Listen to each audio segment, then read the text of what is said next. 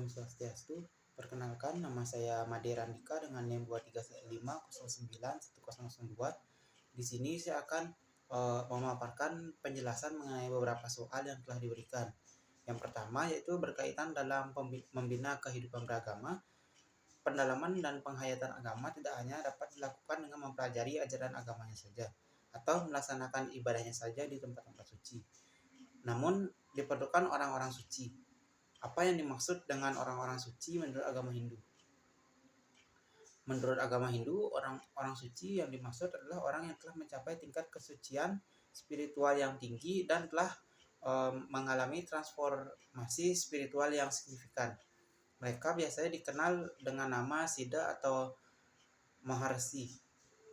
Orang-orang suci ini telah mengalami transformasi spiritual melalui proses meditasi, yoga, dan penghayatan agama yang intensif sehingga mereka mencapai tingkat kesadaran spiritual yang lebih tinggi dibandingkan orang yang pada umumnya. Yang kedua, peraturan dalam agama Hindu menegaskan bahwa yang mempunyai kewenangan untuk memimpin suatu yatnya adalah orang suci atau orang bijaksana yang dalam hidupnya telah melakukan penyucian lahir dan batin. Jelaskan cara penyucian tersebut. Penyucian lahir batin merupakan konsep penting dalam agama Hindu yang melibatkan proses penyucian secara fisik dan secara batin. Proses penyucian secara lahir batin, proses penyucian secara lahir yaitu meliputi proses penyucian yang melibatkan ritual pembersihan fisik yang meliputi mandi menggunakan air yang dianggap suci seperti air sungai atau air yang telah diberkati oleh seorang brahmana. Mandi suci ini dilakukan sebagai simbol pembersihan dari kotoran fisik dan ritual ini sering diikuti dengan berpakaian bersih. Penyucian batin yaitu proses penyucian batin yang melibatkan pembersihan spiritual atau mental yang bisa mencakup meditasi, introspeksi diri, dan penghapusan pikiran dan emosi negatif. Orang yang memimpin yatnya atau melakukan ritual lainnya harus memiliki ketenangan batin, kesadaran yang mendalam, atau kualitas spiritual yang tinggi. Yang ketiga, orang-orang suci dalam agama Hindu seperti Pandita atau Pinandita sangat besar perannya dalam kehidupan beragama. Mengapa demikian? Orang-orang suci dalam agama Hindu seperti Pandita atau Pinandita itu memiliki peran yang sangat penting dikarenakan beberapa hal utama, yaitu yang pertama pengetahuan mendalam terhadap ajaran agama. Pandita dan Pinandita memiliki pengetahuan yang mendalam tentang ajaran agama Hindu, termasuk kitab suci seperti Weda, Upanishad, dan yang lainnya. Mereka memiliki pemahaman yang mendalam tentang filosofi etika, ritual, dan praktis spiritual dalam agama Hindu, sehingga mereka dapat memberikan arahan-arahan yang akurat kepada penganutnya. Yang kedua itu bimbingan spiritual. Sebagai guru spiritual, Pandita atau Pinandita memberikan bimbingan kepada para penganut dan perjalanan spiritual mereka. Mereka memberikan nasihat, petunjuk, dan dukungan moral kepada mereka yang mencari pemahaman yang lebih mendalam tentang agama. Yang ketiga yaitu pelaksanaan ritual dan upacara keagamaan. Pandita dan Pinandita memiliki kewenangan dan keahlian untuk melaksanakan berbagai ritual atau upacara keagamaan seperti yajna, puja, samskara, atau ritual kehidupan. Mereka bertanggung jawab atas konduktivitas ritual yang tepat dan menyampaikan pesan spiritual kepada para jemaat yang hadir. Yang keempat, jelaskan pengertian orang suci seperti Pandita dan Pinandita. Pandita yang pertama yaitu Pandita merupakan seorang cendekiawan atau guru spiritual dalam agama Hindu yang memiliki pengetahuan yang luas tentang agama Hindu, sastra suci seperti Weda, Upanishad, dan yang lainnya. Pandita juga memiliki pemahaman yang mendalam mengenai filsafat, etika, ritual, dan praktik spiritual dalam agama Hindu. Lalu Pinandita merupakan seorang cendekiawan atau guru spiritual yang memiliki pengetahuan mendalam tentang ajaran agama Hindu, tetapi mungkin dalam konteks lokal atau daerah tertentu.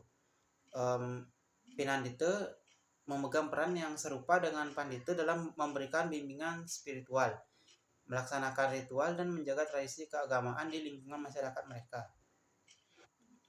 Yang kelima, menjelaskan sasana dan wewenang orang suci, pandita atau pinandita. Yang pertama, sasana.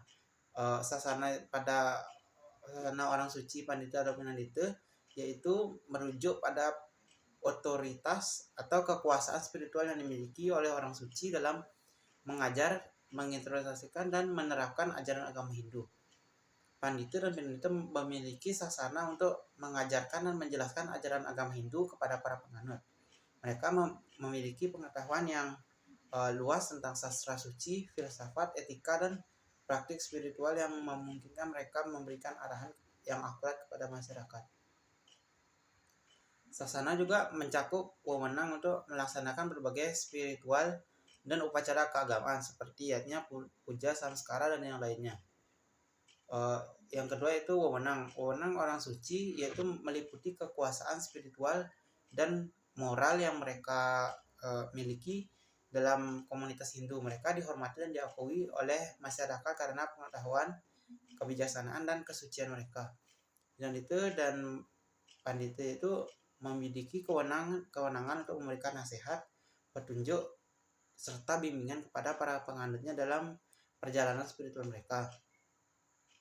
Selain itu, orang suci juga memiliki wewenang untuk memelihara, melindungi dan melindungi tradisi keagamaan dan budaya Hindu.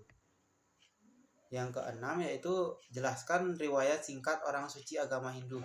Nah, dalam agama Hindu sendiri itu memiliki sejarah yang panjang dan beragam dari zaman kuno hingga masa kini, melibatkan berbagai tokoh guru spiritual yang memiliki pengaruh signifikan dalam pengajaran agama dan praktik keagamaan Hindu. Berikut merupakan beberapa contoh mengenai tokoh suci yang terkenal dalam sejarah agama Hindu. Yang pertama itu ada Vedyasa.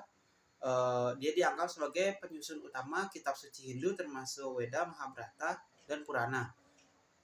Vedyasa juga dikenal sebagai guru spiritual yang memberikan ajaran dan petunjuk kepada banyak siswa dan muridnya. Yang kedua yaitu Adi Sankaracharya. Dia merupakan seorang filosof, cendekiawan, dan guru spiritual yang mengembangkan ajaran Advaita Vedanta. Adi Sankaracharya memiliki perjalanan di seluruh dunia untuk memperjuangkan ajaran monisme. Yang ketiga yaitu Swami Vivekananda.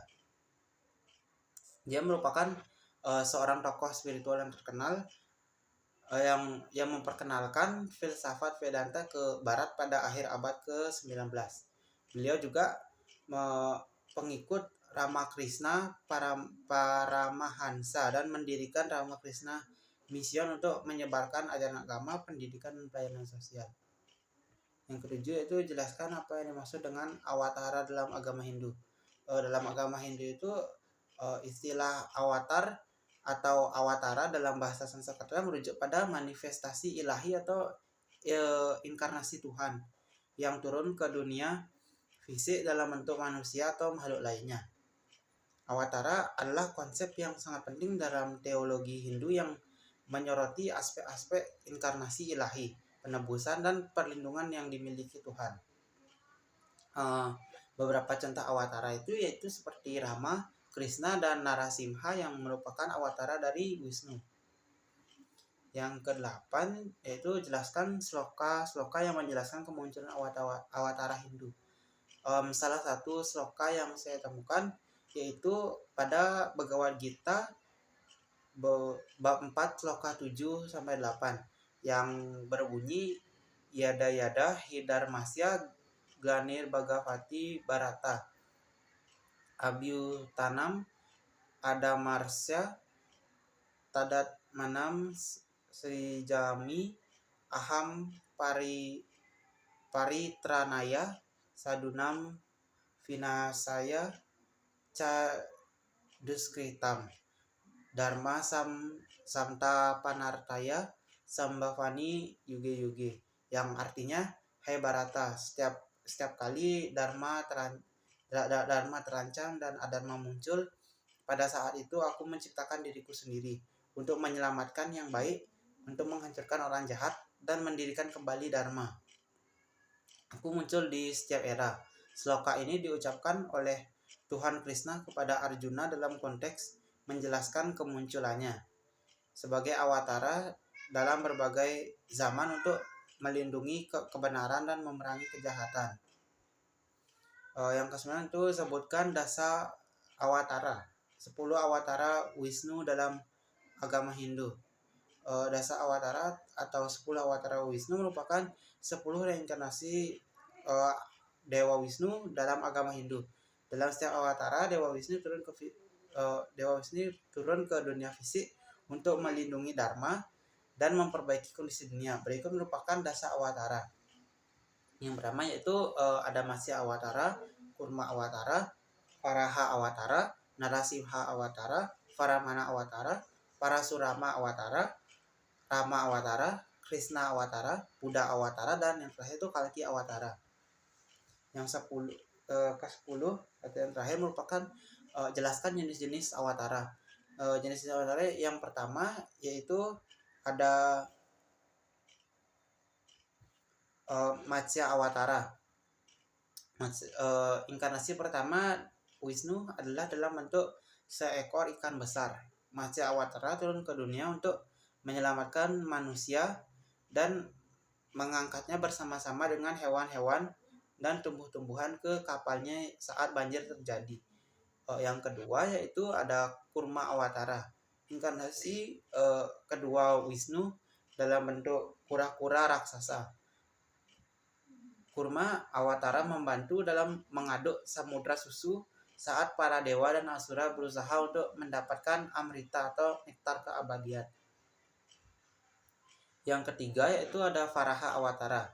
Inkarnasi ketiga Dewa Wisnu itu dalam bentuk seekor babi raksasa. Varaha Awatara turun ke dunia untuk menyelamatkan bumi yang tenggelam di dasar lautan. Dia menaikkan bumi ke permukaan dengan tanduknya. Yang keempat yaitu Narasimha